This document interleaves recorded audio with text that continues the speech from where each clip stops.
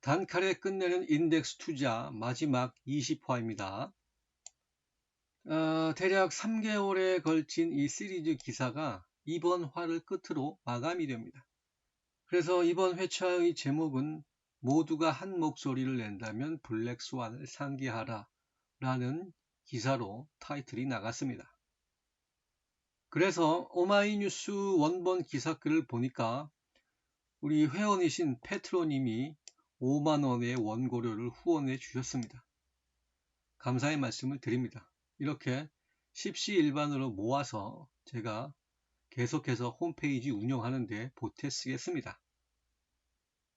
자, 이 시리즈 기사 중에서 가장 관심이 높았던 글을 분석을 해 보니까 19회차인 판을 키우려면 주식시장을 공정하게 만들어야 였습니다.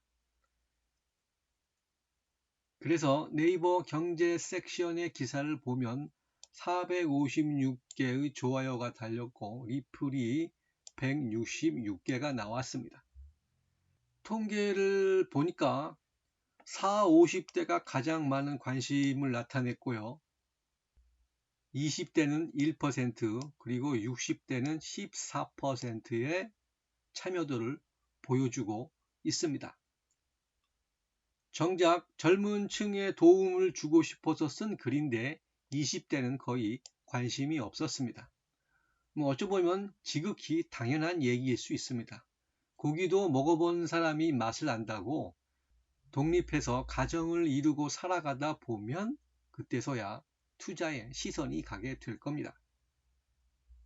자, 아무튼 이 통계치는 정규 분포 곡선을 그대로 보여주고 있습니다.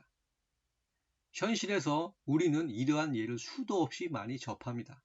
가령 병무청의 신검 통계에서 성인 남자의 키는 173cm가 중간값이고 그 언저리에 가장 많이 분포가 되어 있습니다. 즉 2m를 넘는 사람도 그 수가 극히 적고 140cm 이하인 사람도 숫자가 매우 적어요. 사람의 IQ도 마찬가지입니다. 100 전후에 가장 많은 사람들이 몰려있고 60 이하와 130을 넘는 수는 아주 적습니다. 이를 그림으로 표현하면 이렇게 가운데가 볼록한 종 모양 커브가 됩니다. 절대 다수의 시장 참여자 실적도 이러한 정규 분포 곡선을 그대로 따릅니다. 예를 들어서 5개의 기업에 투자했을 경우 한두 개의 종목은 큰 수익을 내주지만 나머지 서너 개는 평균 수익을 얻게 됩니다. 주식시장은 복잡계로서 평상시에는 이 정규 분포 곡선을 크게 벗어나지 않습니다. 그러다가 패테일 리스크로 시장이 요동을 치게 됩니다. 그림을 보시면 이 파란색의 곡선이에요. 이 양쪽 끝단, 이 꼬리 부분이 두터워지면서 예상할 수 없었던 극단적인 일이 터집니다. 우리가 사는 현실은 이런 현상이 심심치 않게 발생을 해요. 2008년의 서브프라임 위기, 1987년의 블랙 먼데이, 그리고 코로나19라든가 9.11 테러 같은 것이 바로 이러한 예입니다.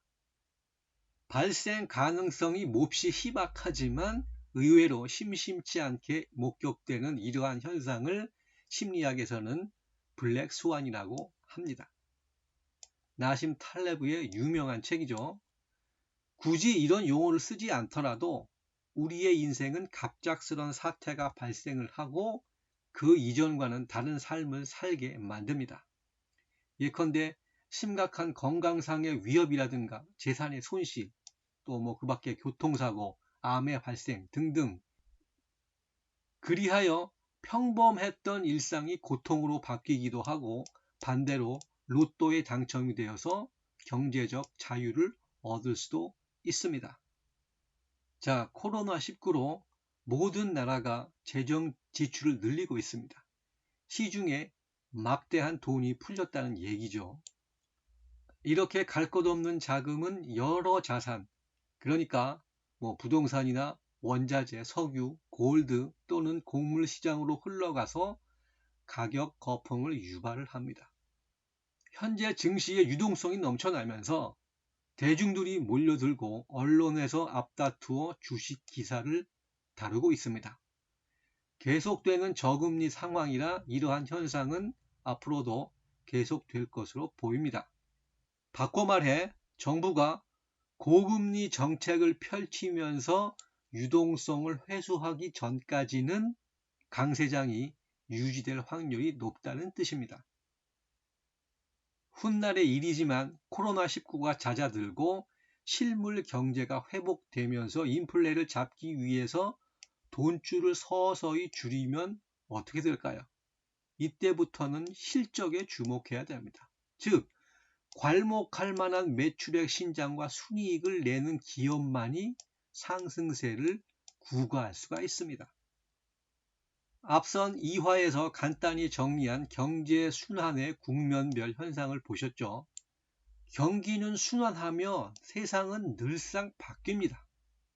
경계심이 풀리면서 비관론이 사라지고 모두가 한 방향을 바라보면 상황이 반전되는 때가 옵니다. 낙관이나 비관의 정도가 심해질수록 패테일 리스크는 높아지기 때문이에요.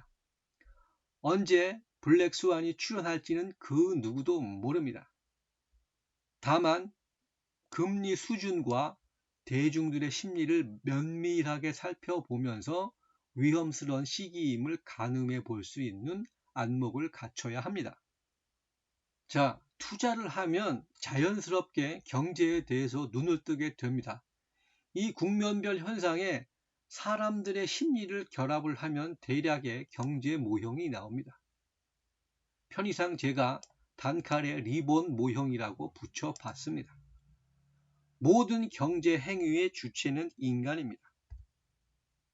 따라서 대중들의 심리가 어떻게 작동되는지 알아야만 합니다. 이익과 스트레스 사이에서 어떤 선택을 할 수밖에 없는지 그것을 파악할 필요가 있어요. 그래서 제가 지금 오마이뉴스의 행동경제학을 기반으로 하는 심리 분석을 연재하고 있습니다. 당신이 투자에 실패할 수밖에 없는 심리적 편향이라는 내용으로 기고를 하고 있어요. 현재 3화까지 나와 있는데 이 내용도 연재가 완료가 되면 동영상으로 만들어서 업로드하도록 하겠습니다. 살펴보시고 좋아요와 구독 눌러주시고 원고료로 후원해 주시면 계속해서 좋은 컨텐츠로 보답을 하겠습니다. 이번 회차가 마지막이니까 기억에 남는 에피소드를 밝히면서 연재를 마치도록 하겠습니다. 자, 13화에 보시면 마크 트웨인을 도박에서 건진 ETF라는 기사가 나간 뒤에 홍보 대행사로부터 쪽지를 하나 받았습니다. 해당 글에서 로저스를 알지 못하는데 왜 이런 인형꿀이 나왔는지 켄 피셔 회장이 궁금해하고 있다는 내용이었습니다. 편집 전의 기고는 다음과 같았습니다. 켄 피셔는 로저스를 무자비한 금융계의 해적으로 평가하고 있다. 정확한 인용의 근거를 다음과 같이 명기했습니다. 켄 피셔는 자신의 저서 시장을 뒤흔든 100명의 거인들에서 로저스를 무자비한 월스트리트의 해적으로 평가하고 있다. 이 책이 나온 지가 거의 30년이나 기억을 못한 것으로 판단이 됩니다.